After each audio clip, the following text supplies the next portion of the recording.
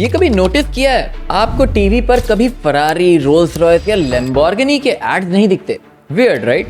मतलब ये ब्रांड्स पैसे की कमी से तो नहीं रुकते होंगे, ये दुनिया की सबसे रिच कंपनीज हैं। तो फिर सवाल ये है, ये एडवर्टाइज क्यों नहीं करते जैसे टोयोटा या फोर्ड करते हैं? लेकिन लग्जरी ब्रांड्स बिल्कुल साइलेंट, कोई एड्स नहीं। आखिर क्यों? क्या ये एक सीक्रेट स्ट्रैटेजी का पार्ट है,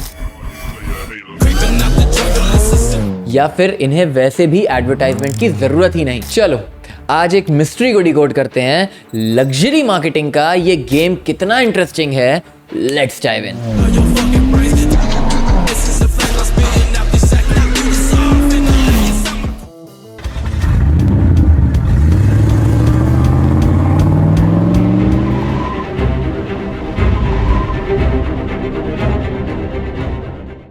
सोचो, लग्जरी कार्स जैसे फरारी, रोल्स रॉयस या लैम्बोर्गिनी किसी हर रोज चलाने वाली गाड़ी की तरह नहीं होती। ये हर किसी के लिए भी नहीं बनी, और ये बात इंटरनेशनली होती है। इनका टारगेट है सेलेक्टिव कस्टमर्स जो एक कार नहीं, एक स्टेटमेंट खरीदते हैं। वो लोग जो गाड़ी को स्टेटस और प्रेस्टीज का सिंबल समझते हैं। ये ब्रांड्स अपना नाम बनाते हैं एक्सक्लूसिविटी के थ्रू। अगर हर चैनल पे इनकी एड्स लगेंगी तो क्या वो चार्म, वो एक्सक्लूसिविटी या वो फील बनी रह पाएगी? लग्जरी कार्स का यूएसपी ही है रेयर होना।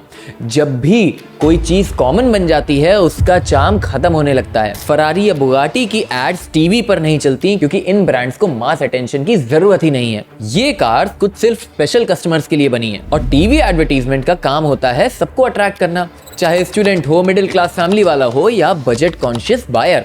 बट फरारी और रोल्स रॉयस के कस्टमर्स टीवी पर एड देखकर एक्साइट नहीं होते। ये लोग वैसे भी जनरली टीवी कमर्शियल्स नहीं देखते। Think about it, TV ads एक वाइड ऑडियंस के लिए होता है जो मास अपील बिल्ड करता है, बट लग्जरी ब्रांड्स का चार्म ही उनकी एक्सक्लूसिविटी में होता है। अगर ये हर किसी के लिए अवेलेबल होने लगे तो वो प्रीमियम फील ही खत्म हो जाएगी। फरारी को चलाने वाले कस्टमर्स ऐसे लोग हैं जो एड देखकर नहीं, खुद जाकर शोरूम का एक्सपीरियंस लेना चाहते हैं। ये एक्सपीरियंस एक 30 सेकंड के एड कमर्शियल से डिलीवर नहीं हो सकता। और सच कहूं, अगर रोल्स रॉयस चलाने वाले लोग तो उनके लाइफस्टाइल में टीवी कमर्शियल्स की जगह ही कहां है? अब बात आती है कि फिर ये ब्रांड्स अपने प्रोडक्ट का प्रमोशन करते कैसे हैं? वेल, ये ब्रांड्स अपने मार्केटिंग स्ट्रैटेजी को हाई एंड पर्सनल एक्सपीरियंस पे बेस करते हैं। फॉर एग्जाम्पल, एक एक्सक्लूसिव प्राइवेट इवेंट या इन्विटेशन ओनली टेस्ट ड्राइव जहां कस्टमर्स को एक क्यूरेटेड एक्सपीरियंस दिया जाता है, सॉफ्ट लेदर सीट्स, चैंपियनेज वेलकम और एक लग्जरी एनवायरनमेंट जो सिर्फ इन्हीं कस्टमर्स के लिए टेलर मेड होता है।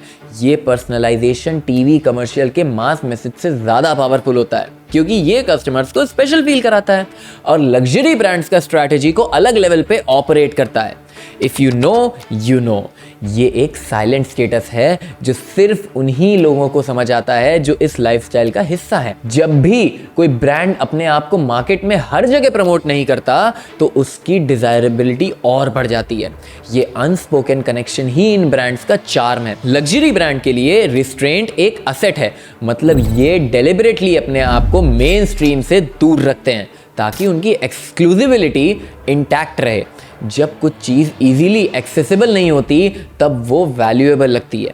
तो जैसे जैसे हम आगे बढ़ते हैं, एक इंटरेस्टिंग सवाल ये है, अगर ये ब्रांड टीवी पर अपनी एडवर्टाइजिंग नहीं करते तो ये अपने कस्टमर्स के दिमाग में कैसे टॉप ऑफ द माइंड बने रहते हैं? वेल, लग्जरी ब्रांड्स का पूरा खेल उनकी केयरफुली क्राफ्टेड ब्रांड आइडेंटिटी पे होता है। रोल्स रॉयस या लैम्बोर्गिनी जैसे ब्रांड्स के लिए उनका नाम ही एक सिंबल है, ऑप्युलेंस और एक्सक्लूसिविटी का सिंबल। ये ब्रांड मास अपील एडवर्टाइजिंग से दूर रहते हैं इसलिए क्योंकि इनका आइडेंटिटी बना ही इस थॉट पे है, हम हर किसी के लिए नहीं है। आप समझ रहे हो ना? जब भी कोई चीज हर जगह दिखाई जाती है, टीवी एड्स, बिलबोर्ड या बैनर पर, वो चीज अपने प्रीमियम स्टेटस को धीरे धीरे खो देती है। Think about it this way, जब आप रोज एक लग्जरी चीज को टीवी में देखते हो तो वो आपकी आंखों के सामने नॉर्मल लगने लगती है, और ये लग्जरी में नॉर्मल होने की जगह ही नहीं है। ये है रीजन फरारी या बुगाटी जैसे ब्रांड्स का एक एक्सक्लूसिव मिस्टीरियस इमेज बनाए रखने का इनका मैसेज है। हमें हर किसी को इम्प्रेस करने की जरूरत ही नहीं है, और वही लोग जो लाइफस्टाइल अफोर्ड कर सकते हैं वो उस अनस्पोकन सिग्नल को समझते हैं। लग्जरी ब्रांड्स एक साइकोलॉजिकल गेम खेलते हैं।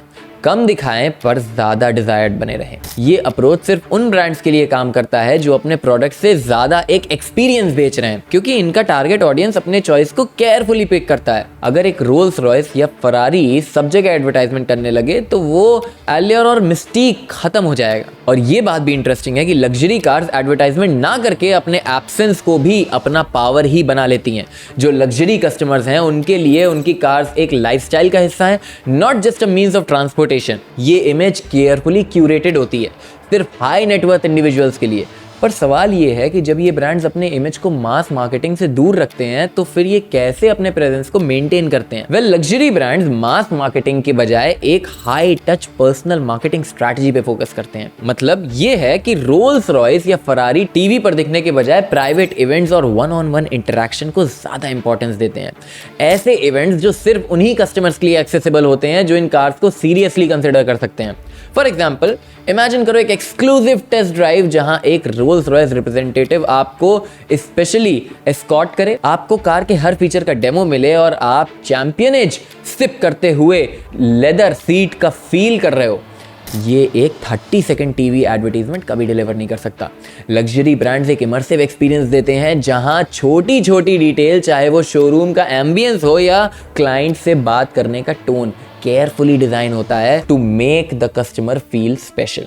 और ये मैन्युफैक्चरिंग स्ट्रैटेजी वीआईपी ट्रीटमेंट पे बेस्ड होती है। ये वही लोगों के लिए काम करती है जो पर्सनल अटेंशन को वैल्यू करते हैं। ऐसे लोग जो ऑलरेडी लग्जरी लाइफस्टाइल जी रहे हैं, उनके लिए एक प्राइवेट याच पे फरारी शोकेस या किसी एग्जॉटिक लोकेशन पर प्रोडक्ट रिवील ज्यादा मीनिंगफुल होता है than watching a commercial during a football match. High touch marketing का एक और एलिमेंट है वर्ड ऑफ माउथ रेफरल। जब आप किसी एलीट कम्युनिटी का हिस्सा होते हो, वहां एक रोल्स रॉयस या लैम्बोर्गिनी खरीदने का डिसीजन अक्सर आपके फ्रेंड्स, बिजनेस पार्टनर या सोशल सर्किल से आता है। ये ट्रस्ट बेस्ड रिकमेंडेशन जो एक पीयर टू पीयर इंटरैक्शन में होता है, किसी टीवी कमर्शियल से कहीं ज्यादा वैल्यूएबल होता है। पर अब ये स्ट्रैटेजी एक और सवाल उठाती है। अगर ये ब्रांड सिर्फ एक्सक्लूसिव कस्टमर पर ही फोकस करते हैं तो फिर ये अपने ब्रांड को कंसिस्टेंटली डिजायरेबल और एस्पिरेशनल कैसे बनाए रखे हैं? Let's explore. लग्जरी ब्रांड्स एक रिवर्स साइकोलॉजी का काफी स्मार्टली यूज करते हैं। The less you see the more you want. जब आप किसी चीज को हर जगह नहीं देखते, उसका एक मिस्ट्रीक बन जाता है। और यही स्ट्रैटेजी लग्जरी कार्स फॉलो करती हैं। कम नजर आना पर ज्यादा डिजायरेबल बनना। ये ब्रांड कंसिस्टेंटली अपने प्रोडक्ट को हार्ड टू गेट बनकर उनकी वैल्यू और बढ़ा देता है। सोचो, जब फरारी और लैम्बोर्गिनी जैसे ब्रांड्स ओपनली प्रमोट नहीं करते तो लोगों के दिमाग में क्यूरियोसिटी क्रिएट होती है। आखिर ये कार्स कैसी होती होंगी? मैं इनके बारे में और जानना चाहता हूँ। ये डिजायर क्रिएट करके ये सटल अप्रोच है इनकी यूनिक ब्रांडिंग का। इनका ब्रांड मैसेज लाउड नहीं होता, लेकिन इफ यू नो वाली फीलिंग जनरेट करता है। साइकोलॉजी का एक और एंगल है कि हम उस चीज को ज्यादा वैल्यू देते हैं जो डिफिकल्ट टू एक्सेस होती है। जब फरारी या रोल्स रॉयस किसी भी शो या टीवी एड पे इजीली अवेलेबल नहीं होती तो नेचुरली लोगों का मन में उसके लिए फैसिनेशन बढ़ने लगती है। ये स्कैरसिटी वाली स्ट्रैटेजी एक सेंस ऑफ प्रिविलेज बनाती है। जो इस कार को ओन करता है वो ऑटोमेटिकली एक सेलेक्ट कम्युनिटी का पार्ट बन जाता है। और ये इंटरनेशनल स्कैरसिटी एक और पावरफुल मैसेज देती है, we don't need to sell it to everyone. जो कस्टमर्स लग्जरी लाइफस्टाइल जी रहे होते हैं उनके लिए ये फैक्ट काफी है कि इन्हें प्रमोट नहीं किया जा रहा है। It's like brand is saying if you belong you will know where to find us. इस तरह की साइकोलॉजिकल गेम्स इन कार को सिर्फ प्रोडक्ट से ज्यादा एक एस्पिरेशन ड्रीम बनाती हैं। बट एक सवाल ये भी बनता है, जब इनकी एडवर्टाइजिंग मेन स्ट्रीम नहीं है, फिर ये ब्रांड्स कैसे इंश्योर करते हैं कि लोग इनके बारे में बात करते रहें और फैसिनेशन बनाते रहें? तो अब एक और इंपॉर्टेंट पॉइंट है, फाइनेंशियल लॉजिक। लग्जरी ब्रांड्स जैसे फरारी, रोल्स रॉयस या बुगाटी के लिए मास मीडिया पर करोड़ खर्च करना फाइनेंशियली लॉजिकल नहीं होता। ये ब्रांड्स लिमिटेड यूनिट्स बनाते हैं और उनका टारगेट होता है सेलेक्टिव हाई नेटवर्थ इंडिविजुअल्स जो ऑलरेडी इन कार्स के फैंस या कस्टमर्स हैं। फॉर एग्जांपल, एक ब्रांड जैसे टोयोटा जो हर साल लाखों कार सेल करता है, उसके लिए मास एडवर्टाइजिंग काफी फायदेमंद है। टीवी कमर्शियल इनके लिए परफेक्ट स्ट्रैटेजी है क्योंकि उनका गोल है लार्ज ऑडियंस को अट्रैक्ट करना। लेकिन फरारी का टारगेट मार्केट हमेशा लिमिटेड रहता है, शायद 10,000 या 20,000 कार्स एक साल में। इनका फोकस क्वांटिटी पे नहीं, क्वालिटी और एक्सक्लूसिविटी पे होता है। अगर ये टीवी एड पे इन्वेस्ट करेंगे तो इनका रिटर्न ऑन इन्वेस्टमेंट उतना जस्टिफाई ही नहीं होगा।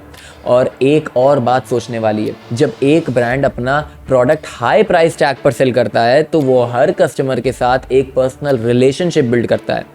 यही रीजन है कि लग्जरी ब्रांड अपना marketing budget VIP experiences, auto shows और लग्जरी इवेंट्स पे खर्च करते हैं, जहां इनका टारगेट ऑडियंस हमेशा एंगेज्ड रहे।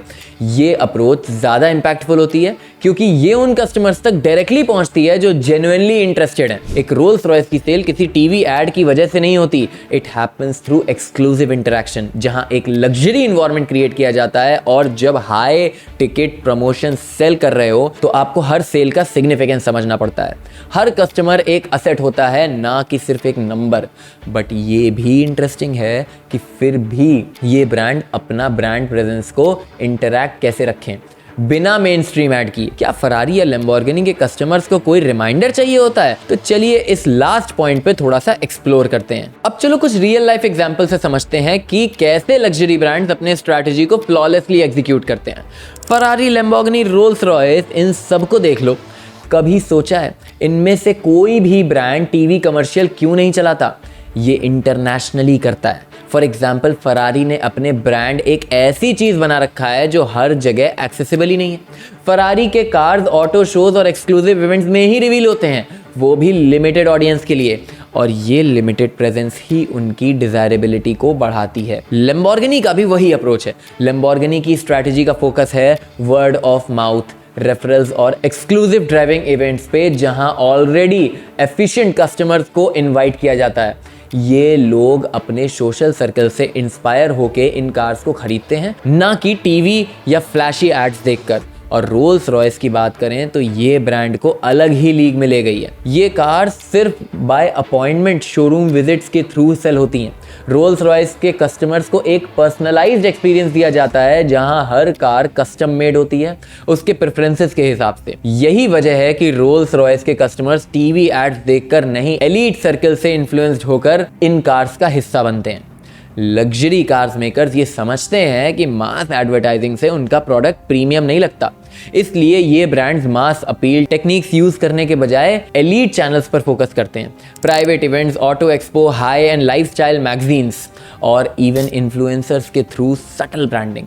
इन सब एग्जाम्पल से एक चीज तो क्लियर हो जाती है, ये ब्रांड्स मास अपील के लिए नहीं, प्रेस्टीज और एक्सक्लूसिविटी मेंटेन करने के लिए बनाए गए हैं। और अब सवाल ये है कि जो स्ट्रैटेजी सक्सेसफुल होने के बाद भी क्यों रिवील नहीं होती? चलिए फाइनल रिफ्लेक्शन पे बात करते हैं।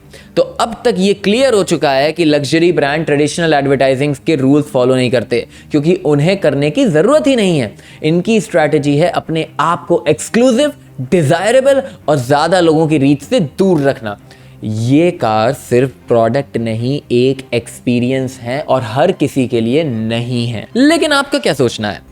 क्या आपको लगता है कि ये अप्रोच इन ब्रांड्स को और ज्यादा डिजायरेबल बनाता है, या आप इन्हें टीवी पर देखना पसंद करेंगे जैसे बाकी कार मेकर्स के ऐड देखते हैं? मुझे कमेंट्स में जरूर बताओ तुम्हारा टेक क्या है इस स्ट्रैटेजी पे। And hey, don't forget to like, share and subscribe if you enjoyed this breakdown.